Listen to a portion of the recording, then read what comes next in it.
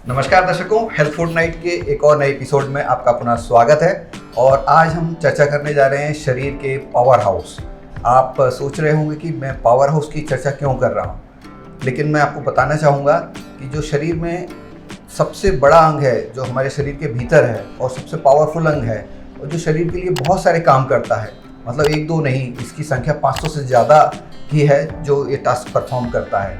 तो जी हाँ, आज हम चर्चा करने जा रहे हैं लिवर के बारे में।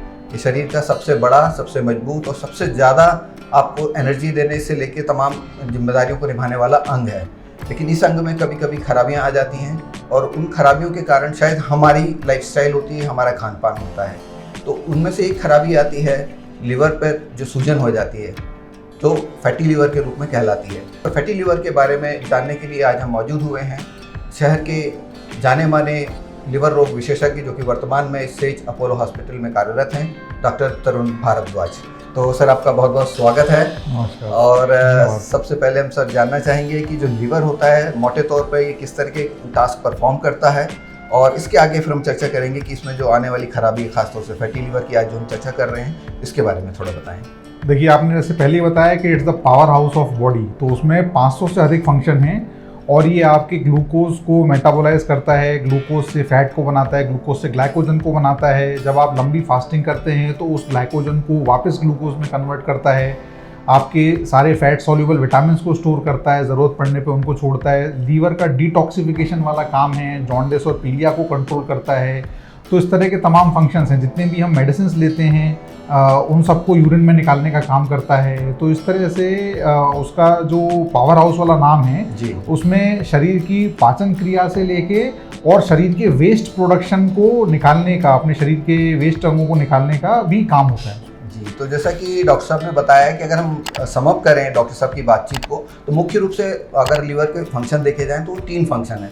पहला, जो आप खाना खाते हैं उसको पचाने का काम। दूसरा, उस खाने में से प्रोटीन्स और जो जरूरी तत्व हैं वो निकाल करके बॉडी के सारे अंगों को भेजने का काम। और तीसरा, डिटॉक्सिफिकेशन का काम, जो कि आपकी सफाई का काम होता है। शरीर में कोई ऐसे तत्व जो जनरेट हो रहे होते हैं, लिवर उनको ठीक करता है और उनको बाहर करने का काम करता है। तो अगर हम 3 मुख्य कामों को देखें तो इसी में हमारे शरीर की पूरी प्रक्रिया जो लीवर परफॉर्म कर रहा होता है वो शामिल हो जाती है।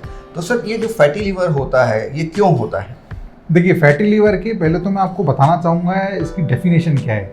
लीवर में 5% से अधिक चर्बी का जमा होना इस फैटी लीवर, और इसके आम कारणों में हमारी लाइफस्टाइल और खाने का बहुत योगदान है। मॉडर्न लाइफस्टाइल में हमारी फिजिकल एक्टिविटी कम हो गई है, हमारे फास्ट फूड कल्चर बहुत बढ़ गए हैं, हमने वेस्टर्नाइज्ड डाइट अपना ली है। तो इस तरह से हमारी जो ये ओबेसिटी की, जो ओवरवेट की नई प्रॉब्लम है एसोसिएटेड विद इरेगुलर लाइफस्टाइल, इसकी वजह से हमको फैटी लीवर का सामना करना पड़ता है आजकल। जी। तो जैसा कि आपने बताया है कि हमारी लाइफस्टाइल और खान पान मुख्य रूप से इसके लिए जिम्मेदार है, और आपने बताया कि 5% से ऊपर अगर उसमें फैट जमा हो रहा है तो वो फैटी लिवर की श्रेणी में आ जाता है। तो सर, ये जो फैटी लिवर है इसके होने के कारण आपने जैसे बताया कि आपकी लाइफस्टाइल और खान पान है। तो अगर ये खान पान में किस तरह की गड़बड़ियाँ आप देखते हैं, कौन से ऐसे फूड हैं जिनको खाने से ये समस्या हो सकती है? देखिए, इसमें सबसे ज़्यादा दोषी तो ये हैं कि हम अधिक शुगर्स का सेवन करते हैं, और वो अधिकतर शुगर्स जो हैं वो हमको फ्रूट जूस से मिल सकती हैं, कोको कोला या सॉफ्ट ड्रिंक्स मिलते हैं। ये सब जंक कैलोरीज हैं। जितने भी फ्राइड फूड्स हैं, फास्ट फूड कल्चर है, जितने चीज़ें हैं, तली हुई चीज़ें हैं, ये सारी चीज़ें, और इसके अलावा जो हमारे घर पे ही अत्यधिक शक्कर की, अधिक मिठाइयों का सेवन, तो इस तरह से हमको ये जितनी भी कैलोरी रिच फूड्स हैं ये सब हमको फैटी लीवर की तरफ प्रोन करती हैं। तो सर, ये जानना चाहेंगे कि मान लीजिए हमारा शरीर या हमारा जो लिवर है, बात कर रहे हैं हम, तो इसमें अगर फैटी लिवर की समस्या आरंभ हो गई है तो क्या इसके कोई लक्षण दिखाई देते हैं? हाँ जी, देखिए 60-70% पेशेंट्स में तो फैटी लिवर के कोई लक्षण नहीं होते हैं, और इसीलिए लगता है आम आदमी को कि मैं तो हेल्दी हूँ और मुझे कोई समस्या नहीं है। कभी पेशेंट की अनरिलेटेड इन्वेस्टिगेशन हुई तो उसमें अल्ट्रासाउंड में साइलेंट फैटी लीवर पकड़ लेते हैं, और यूजुअली अगर पेशेंट हमारे पास सिम्टम्स के साथ आता है तो बोलता है कि हमको सर सीधे हाथ पे पसली के नीचे कुछ दर्द हो रहा है, खिंचाव हो रहा है, डाइजेशन की कमजोरी हो रही है, थकान हो रही है। इस तरह के सिम्टम्स हमको, जो बड़े नॉन स्पेसिफिक सिम्टम्स हैं, तो वो पेशेंट हमको ऐसे बोलते हैं। जी, तो मतलब डॉक्टर साहब ये कह रहे हैं कि ये ज़्यादातर 60 से 70% लोगों में इसके बारे में लोगों को अवेयरनेस नहीं होती, पता ही नहीं होता कि हम वो फैटी लीवर के साथ जी रहे हैं। लेकिन किसी और जांच के लिए जब वो आते हैं तो पता चलता है कि उनके साथ ये समस्या भी मौजूद है। तो डॉक्टर साहब जब ये समस्या हो जाती है तो इसकी किस तरह की डायग्नोसिस से आप पता लगाते हैं एग्जैक्टली कि ये लीवर की फैटी लीवर की ही समस्या है? देखिए, पहले तो हम अल्ट्रासाउंड एब्डोमेन, जिसको सोनोग्राफी बोलते हैं आम भाषा में, उसमें हमको दिखता है कि लीवर फैटी हो गया है और उसमें ऐसी ग्रेड्स होती हैं, grade 1, 2, 3 in terms of severity. और दूसरा हम लीवर फंक्शन टेस्ट और दूसरे कुछ छोटे ब्लड टेस्ट करते हैं, उसमें भी हमको पता चलता है कि लीवर फैटी हो गया है। बहुत सारे स्कोर्स हैं, आरवी स्कोर, फाइब्रोसिस स्कोर, इस तरह से हम कैलकुलेट करते हैं, उसमें पता चलता है। और बाकी फिर हमको एक फाइब्रोस्कैन नाम की अत्याधुनिक तकनीक भी आई है, उसमें हम फैटी लीवर को क्वांटिफाई कर सकते हैं कितना है, 200, 250, 300, मतलब what terms of severity of fatty liver the patient has. और उस फाइब्रोस्कैन तकनीक से हमारे पास लीवर कितना टाइट है, कितना कर्रा हो गया है, वो भी डायग्नोस करते हैं। जी जी। तो डॉक्टर साहब जैसा आपने बताया कि 60 से 70% लोगों को इसके बारे में पता ही नहीं चलता, तो ये अगर समस्या लगातार शरीर में एक लंबे समय तक चल जाए तो किस तरह की समस्याएं आने के खतरे मौजूद होते हैं? जी, बहुत अच्छा प्रश्न है आपका। फैटी लीवर को अक्सर हम समझते हैं कि ये तो हमारा कुछ नहीं कर सकता है, परंतु ये फैटी लीवर की जो मैंने आपको ग्रेड्स बताई, ग्रेड 1, 2 और 3, तो जब ये बहुत अत्यधिक समय तक हमारे पास ग्रेड 3 फैटी लीवर होता है तो उसमें 100 में से लगभग 10 से 15% लोगों को एंड स्टेज लीवर डिजीज, या जिसको हम सिरोसिस नाम से जानते हैं, वो तकलीफ हो जाती है। और सिरोसिस के आम लक्षण, जैसे कि लीवर का फेल होना बोलते हैं, उसमें पेट में पानी, खून की उल्टी, बेहोशी, किडनी फेल, इस तरह के सिम्टम्स आने लगते हैं। पर ये लेट स्टेज में आते हैं और ये एल्कोहलिक लीवर डिजीज की इक्वली डैमेजिंग होता है फैटी लीवर भी, ये मैं आपके दर्शकों को बताना चाहूँगा। जी जी। मतलब जैसे कि डॉक्टर साहब बता रहे हैं कि केवल अल्कोहल इसके लिए जिम्मेदार नहीं होता, बहुत सारे तत्व जिम्मेदार होते हैं, और अगर इसकी डायग्नोसिस टाइमली नहीं होती तो लीवर सिरोसिस तक जा सकती है। तो डॉक्टर साहब इसमें हम एक चीज़ और जानना चाहेंगे कि जब ये प्रॉब्लम आ गई है तो इसके किस तरह के ट्रीटमेंट्स अवेलेबल हैं? क्या ये रिवर्सिबल है या इसके साथ हमको जीना पड़ेगा? जी, बहुत अच्छा प्रश्न है आपका।